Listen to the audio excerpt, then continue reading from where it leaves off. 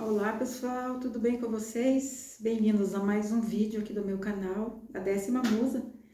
Espero que todos estejam bem e gostaria de pedir a vocês que, se puderem, deixar o seu like, deixar algum comentário, para ativar o sininho também, para que me ajude a poder continuar fazendo esse trabalho, né?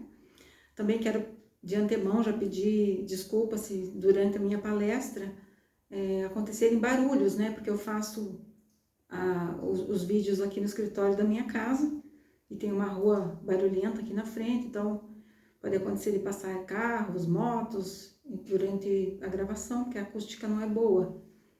Mas eu acredito assim que o conteúdo, sendo importante, ele acaba ultrapassando todas essas barreiras, né? Vamos dizer assim.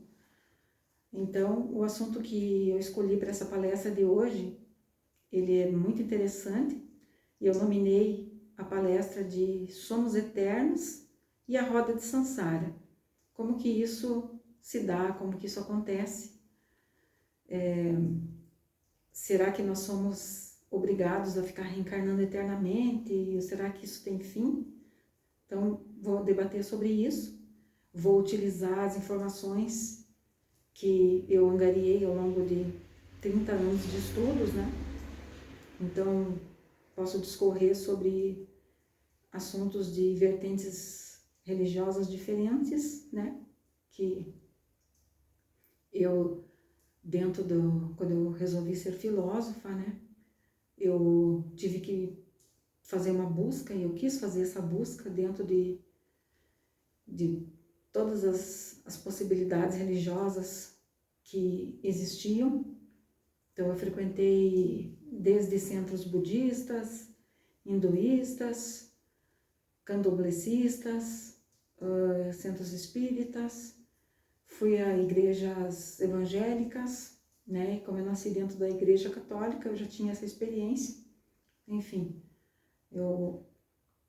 com isso, né, com base nisso, então a gente pode utilizar informações assim de todas essas vertentes. Esse assunto, ele é um assunto que, para quem é espírita, né, já tem mais ou menos noção do que acontece.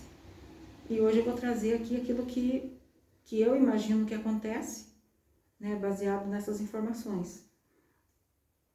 Gostaria também de responder a uma questão que foi feita, um questionamento, que foi feito em um dos meus vídeos, onde eu falo sobre Javé, o Deus bíblico.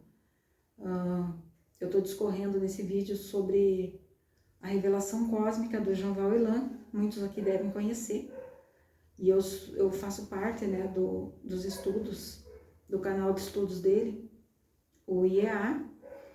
Enfim, eu estava falando aí nesse vídeo e uma pessoa fez um questionamento para mim, eu vou responder nesse vídeo aqui atual. Essa pessoa perguntou assim para mim se quando, por exemplo, uma pessoa comete um crime aqui nessa existência atual e ela acaba se arrependendo ao longo da sua existência. Digamos que ela cometeu esse crime na juventude, mas ela vai viver uma vida longa e ela acabou sendo presa lá, cumprindo a sua pena, e ao final da sua existência lá, ela acabou se arrependendo disso tudo, né? Será que essa pessoa, ao desencarnar, ela não vai ter que passar pelas zonas umbralinas? Ela vai para uma colônia? Será que é assim que funciona, né? Ao meu ver, uma pessoa que comete um crime, ela fica com uma marca muito profunda na alma. Então não tem como, mesmo ela estando apaziguada com ela mesma, tendo se arrependido, né? Ela não vai ter como escapar dessa cobrança, vamos dizer, que é uma cobrança magnética. Não tem ninguém que vá julgar essa pessoa. Nós mesmos nos julgamos, né? Porque, conforme eu disse, é por atração que nós vamos parar em algum lugar. Então, essa pessoa, por mais que ela tenha apaziguado, aquela marca está na alma dela. E também as pessoas, vamos dizer assim, os entes queridos dessa pessoa que acabou perdendo a vida de uma forma assim tão violenta, né? Vão estar esperando ela na espiritualidade. Então, essa pessoa sim, ela vai ter que acertar contas, ela vai ter que passar por esse estágio, entre aspas, no umbral. Não tem como fugir disso, porque nós falamos aqui de lei de causa e efeito. Então, tudo que nós fizermos, né, ao longo das nossas existências, nós temos que prestar conta, e prestar conta para nós mesmos, para nossa consciência. Não é para ninguém além de nós mesmos. Então, sim, essa pessoa vai ter que responder. Agora vamos voltar, né, ao assunto aqui da palestra, que é o que acontece quando nós desencarnamos, né? Para onde a gente vai, como que isso se desenrola. Então, vai depender muito daquilo que essa pessoa acreditou em vida. Por exemplo, uma pessoa, vou dar um exemplo assim, de uma pessoa, uma dona de casa, ou um dono de casa, né, um homem, que teve uma vida normal, assim. Uma pessoa, vou começar falando um exemplo católico.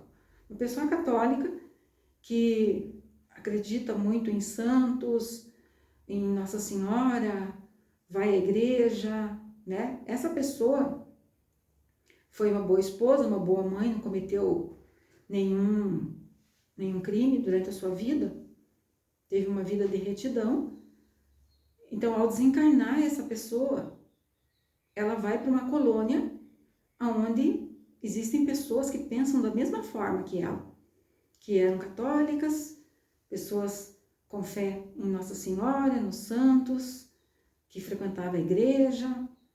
Então, agora até lembrei aqui de uma história que o Divaldo Franco conta em uma das palestras dele, que ele estava visitando uma colônia, estava visitando um amigo que havia desencarnado numa colônia. E estava caminhando assim por uma rua e uma senhora que havia conhecido ele em vida veio conversar com ele, falou: nossa, Divaldo, você por aqui, você desencarnou? Daí ele não, cumprimentou a senhora, né, tudo, disse: não desencarnei, eu estou aqui em visita, vim visitar um amigo que desencarnou e tal. Daí ela disse assim para ele: Divaldo, você acredita que o padre da nossa... que trabalhava na igreja lá do meu bairro, né, da minha paróquia, ele desencarnou e ele está aqui agora, ele é o padre da minha igreja aqui, novamente. Então o Divaldo falou: sério? Ah, que bacana e tal. E com isso, assim, eu fiquei pensando, né, depois eu pude tirar essa dúvida com o próprio Divaldo, que sim, que conforme a pessoa, naquilo que ela acredita, né, vai ser o cenário quando ela desencarnar. Então, um evangélico, a mesma coisa, vai desencarnar, se for uma pessoa que tenha tido uma vida de retidão, né? Esse barulho é dessa cadeira aqui que eu tô sentada aqui, ela dá uns estralos de vez em quando. Se ela for uma pessoa de retidão, não cometeu nenhum crime, nada, ela vai também para uma colônia, vai ser recebida, né? Assim como essa pessoa que era católica vai ser recepcionada por parentes ou até um santo católico, Nossa Senhora. Enfim, essa que é evangélica também vai ser recebida por alguém que tenha um significado especial na religião dela e vai se encontrar com seus parentes. E essa pessoa, ela se vê num lugar, a princípio, que tem chão, como aqui. Você sai desse ambiente aqui e já se vê existindo num outro lugar, onde tem chão, onde tem firmamento, onde tem o sol, onde tem estrelas. Então, tal em cima, a lei hermética, né, em cima, e embaixo é a mesma coisa, tal em cima como embaixo. Então, a pessoa já se vê existindo num lugar onde tem chão, onde tem tudo, onde tem casa, então, onde vai ter ruas, igrejas, só que lá essas edificações, elas são plasmadas, né? Diferente daqui, que você tem que construir com prego, madeira, martelo, tijolos, né? Lá não, lá elas são plasmadas pela mente. Então, não sei como que seria a regra lá para criar essas edificações, mas é assim que funciona. Alguém as cria, né? Então tem igreja católica, igreja evangélica, conforme eu estava explicando. E um espírita, quando desencarna, da mesma forma, ele vai também ser acolhido, se for uma pessoa de uma vida de retidão, vai ser acolhido por mestres, né, que a gente considera dentro do espiritismo. Então, pode ser Bezerra de Menezes, pode ser Jesus, pode ser alguma entidade, né, que essa pessoa acredita e teve sua fé ao longo da sua existência. Dentro da Umbanda vai acontecer a mesma coisa. A pessoa vai ser recepcionada por pretos velhos, por caboclos, todas essas entidades que pertencem.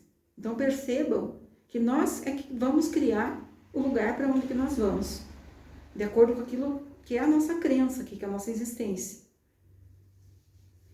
E até então tá tudo certo, né? Essas pessoas vão vivendo aí dentro da colônia e muitas delas vão ter permissão para vir entrar em contato com seus familiares. E a gente vê isso claramente dentro das psicografias que as pessoas fazem, né? Elas narram assim, eu estou aqui na colônia com a vovó, com a mamãe, com o papai. Então a gente vê claramente que elas continuam se vendo como aquela mesma pessoa que ela era em vida, encarnada. Ela continua se chamando, atendendo pelo mesmo nome, bem como seus pais, seus avós, seus filhos, enfim, todas aquelas pessoas que ela conheceu em vida, ela vai reencontrar ali, né? Muitas delas vão ter liberdade de fazer visitas também aqui, e eu não sei exatamente como que isso funciona, mas parece que é uma lei de mérito que existe nas colônias, e também a pessoa tem que estar num nível de compreensão para poder vir, né, visitar os seus entes queridos que ficaram para trás. Então é mais ou menos assim que funciona, né? Então nós vamos criando os ambientes que nós vamos viver depois da nossa reencarnação. E aonde que está o problema nisso, né? O problema está em nós continuarmos totalmente identificados com aquela pessoa que nós éramos em vida. Porque assim, nós estamos falando aqui da roda de Sansara, né? Essas pessoas estão aí nas colônias, elas vão ficar um tempo nessa colônia, e depois, de acordo com as leis lá da colônia e merecimento, essa pessoa ela vai ter possibilidade de enxergar todas as suas existências anteriores e vai enxergar exatamente aonde que foi a sua falha ali, aonde que ela errou. Porque para nós encarnarmos tantas vezes, né, não tem como a gente acertar. Toda vez que a gente reencarna, o véu do esquecimento baixa sobre os nossos olhos e nós esquecemos de tudo que nós fomos, apesar de que nós trazemos sim aquela bagagem, tanto positiva como negativa, conforme eu falei no vídeo anterior, né? Tudo aquilo que nós angariamos de informação, elas são nossas, essas informações. Então você, na próxima reencarnação, você vai nascer com aptidões daquilo que você já fazia na sua vida anterior. Então, quando você tiver a oportunidade, né, aquilo vai desabrochar em você com mais facilidade. Por isso que nós vemos hoje pessoas que têm facilidades para música, para o canto, para várias coisas, né? Então, a pessoa, eu, por exemplo, nessa minha encarnação atual, eu tive muita facilidade com a língua inglesa. Então, desde criança, já de bebezinha no berço, eu ouvia espíritos falando comigo em inglês. E depois eu tive muita facilidade, né, para aprender. Como se fosse um download que vai baixando assim na gente, sabe? Ao longo da existência. Então, sim, aquilo que você angaria na vida anterior, né, você traz como uma aptidão. E a coisa negativa também funciona na mesma mão. Tipo, tudo que você fizer, né, você vai trazer também. Então, voltando agora para aquilo que eu estava falando, né? Então, a gente vai vivenciando nessas colônias e vai nos preparando, eles vão nos preparando para voltar. Então, você teve acesso ali àquilo que você fez na última encarnação e você vai se preparando. E daí você promete para você mesma, né, e para todos que estão lá, que vão torcer para você, que você dessa vez você vai conseguir cumprir com a sua missão, né? Aí você nasce e mais uma vez você esquece de tudo. Então, eu me questiono muito sobre isso, né? Eu pergunto assim, é justo isso? É justo você lutar tanto dentro de uma encarnação? Aí você nasce, esquece de tudo, fora essas aptidões, né? Que alguns vão desenvolver, outros não, se não entrarem em contato com aquilo. Por exemplo, se um músico não entrar em contato com a música, ele não vai conseguir desenvolver essa aptidão, né? Mas enfim, a gente volta aqui e começa a errar novamente. Aí eu comecei a me questionar alguns anos atrás, tem que ter uma saída, né? E qual que é a saída? Aí um dia, assim, num sonho, me veio eu sonhei que um ser veio falar assim para mim que a saída era o livre-arbítrio. Mas falou só isso. A saída que você está buscando é o livre-arbítrio. Eu fiquei pensando, livre-arbítrio. A saída é o livre-arbítrio. Bom, continuei buscando, né? E continuei com os meus estudos. Aí eu fiquei pensando assim, e se nós não nos identificarmos mais com a pessoa, por exemplo, assim, em vida já, eu sei que eu estou a Marisete, eu estou professora, mas eu já estive muitas outras pessoas, né, em outros países, né, provavelmente um país de língua inglesa na minha última encarnação, que eu tive essa facilidade. Então, mas eu já estou trabalhando isso em mim agora. Tipo assim, no momento do desencarne, eu vou agradecer tudo o que eu tive, o aprendizado, a oportunidade de aprender como Marisete, mas eu quero me desidentificar com a Marisete. Eu não quero, por exemplo, ir lá para a colônia e ficar com os meus parentes, assim, tipo, vou ficar ali convivendo com eles e vou preparar a minha próxima reencarnação. Eu acredito assim, que se eu, dentro daquilo que eu pesquisei, que eu estudei e que eu vejo pessoas que estão num nível evolutivo muito mais elevado, chegar à conclusão de que se você se desidentifica, né, já em vida, e você vai abrindo mão dos apegos, porque quanto mais apegos nós tivermos, né, às coisas materiais, mais difícil vai ser de fazer essa desidentificação. E por fim, né, fora as coisas materiais, por fim a gente tem que se desapegar da nossa aparência, do nosso corpo físico, da nossa aparência, do nosso nome. Então, digamos que eu desencarnasse nas próximas horas e eu diria assim, eu agradeço imensamente por ter sido a Marisete e por toda a oportunidade que eu tive de aprendizado sendo a Marisete, mas agora eu abro mão e eu sou um espírito livre. Então, provavelmente que eu já não iria para nenhuma dessas colônias. E eu iria para um outro, como diz o Jean Van Elan, essas colônias, elas são organizadas, parece que como se fosse um grande edifício de andares. E conforme isso que eu estava explicando, né?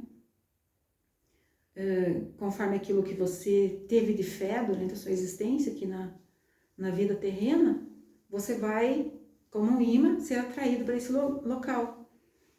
Mas e quem não se identifica com nada disso? Será que é essa a resposta?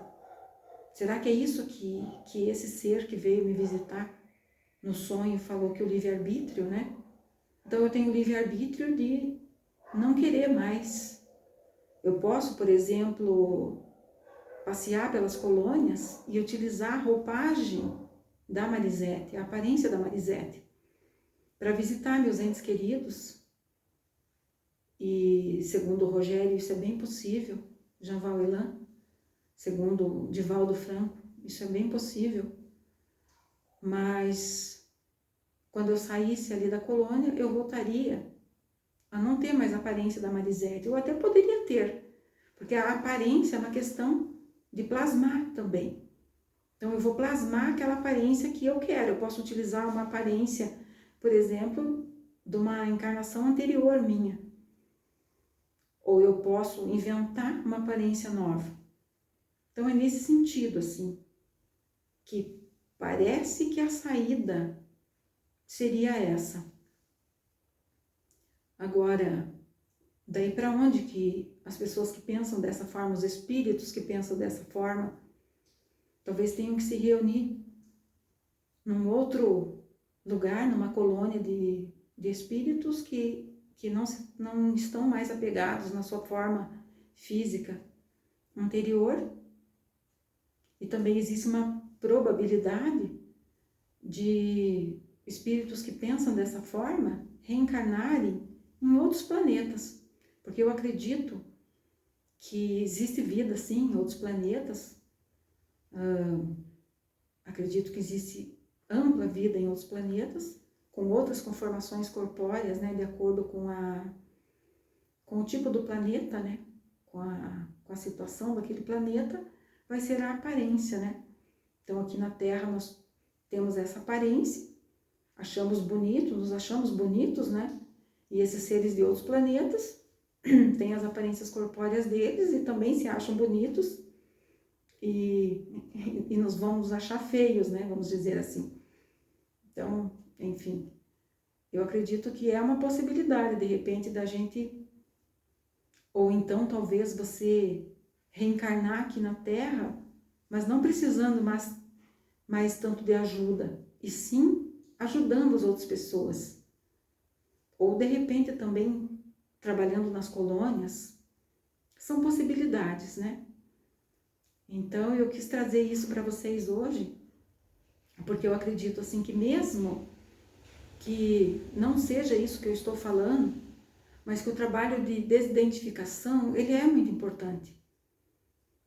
Para quem é espírita, para quem está querendo sair dessa situação reencarnatória, repetitiva, que é a roda de Sansara, que faz com que a gente fique reencarnando, né?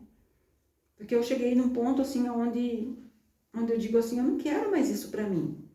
Eu não quero toda vez que eu reencarno, eu me esqueço de tudo e venho aqui e fico em estado de sofrimento, né? Aí, de repente, digamos que na próxima reencarnação, eu nessa vida aqui agora já tenho estudado e descoberto algumas coisas e na próxima vida eu me esqueço de tudo isso e volto para cá e acabo fazendo alguma coisa e que vai me emaranhar novamente, me colocando novamente dentro da roda, me forçando a reencarnar em situações de muita dificuldade novamente.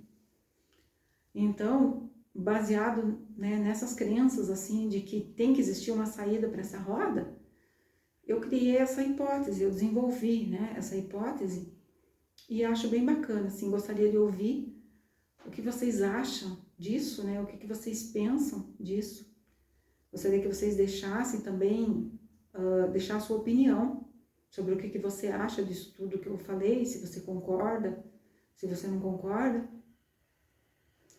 Enfim, estou aqui compartilhando coisas que eu, como filósofa, né, vou desenvolvendo, vou criando dentro da minha mente, né, vou desenvolvendo e buscando, né, como todos os filósofos da história, eles queriam respostas para as coisas, né? Então eu também quero a resposta. Eu acho a roda de Sansara injusta, por mais que dentro do espiritismo se fale que é uma bênção, né? Eu não concordo mais com isso. Teve um bom período que eu fiquei acreditando e concordando, mas hoje eu já não concordo mais com isso, acho injusto e vou sim buscar uma saída, sabe? Não quero mais continuar. Então, gostaria de ouvir a opinião de vocês, né? De ler a opinião de vocês e também se vocês tiverem alguma coisa a me perguntar, né? E prometo continuar fazendo esses vídeos aqui e responder aos questionamentos de vocês dentro das possibilidades, né? Que eu também sou professora, né? Ó, o barulho que eu falei, mas durante a palestra eu acho que nem apareceram muitos barulhos. Mas então é isso, pessoal. Por hoje eu vou ficando aqui. Espero que vocês tenham gostado. Se eu me esqueci de fazer algum comentário, eu faço num próximo vídeo, tá certo? Um grande abraço a todos. Muito obrigada por estarem aqui comigo e até o próximo vídeo. Tchau, pessoal!